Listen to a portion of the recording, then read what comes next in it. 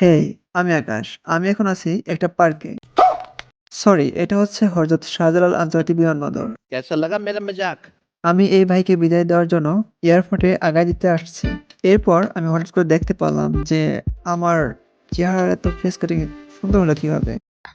পরে মনে করলাম যে না, এত লাইটের ভিড়ে আমার এই কালো চেহারাটা সুন্দর দেখা যাচ্ছে বেশি।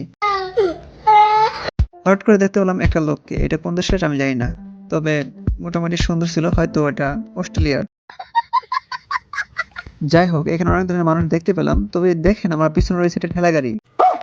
আমি ১ম এ ভাবছিলাম যে এটা হয়তো একটা মানুষ আরেকটা মানুষকে বসাইয়া ভিতরে নিয়ে যায় ঠেলে। কিন্তু না, যারা বাইরে থেকে আসবে এবং যাবে শুধু তারাই এটাকে ইউজ করতে পারবে। তাদের ভারী জিনিসপত্র আনা নেওয়ার জন্য। कैसा लगा मेरा मजाक? সো অনেকে আসছেন যারা তাদের আত্মীয়স্বজন অথবা ভাই-ব্রাদারকে বিদায় দেওয়ার জন্য আসে, অথবা অনেকে যারা বাইরে থেকে আসে তাদেরকে আমন্ত্রণ করার জন্য অনেকে আসে। তবে এয়ারপোর্টে অনেক মানুষ আছে যাদেরকে মনে হয় দেখলেই অনেক আগে থেকে চিনি। কিন্তু আসলে আমি কাউরে চিনি না। এই জিনিসটাকে দেখে আমি ভাবছিলাম যে এটা একটা রেস্টুরেন্টে খাবারের লিস্ট। কিন্তু না, পরে বুঝতে পারলাম এটা হচ্ছে কোন দেশের প্লেন কখন যাবে সেটার একটা লিস্ট। নিঃসন্দেহে তুই ঠিক কথা বলেছিস। এরপর আবার সামনের দিকে হাঁটা শুরু করলাম। এদিক ওদিক তাকিয়ে অনেক রোহিঙ্গাগুলো দেখলাম। কি কাউকে গালি দিয়েছি?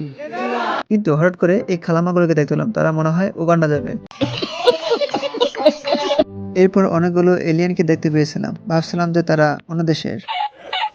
কিন্তু না, তারা দেখলাম বাংলাদেশি। এরপর বাইকে তার কাগজপত্রগুলো গুছিয়ে রাখতে বললাম। তারপর তাকে ভিতরে ঢুকিয়ে দিয়ে আমরা হেলিকপ্টার নিয়ে বাড়িতে চলে আসলাম।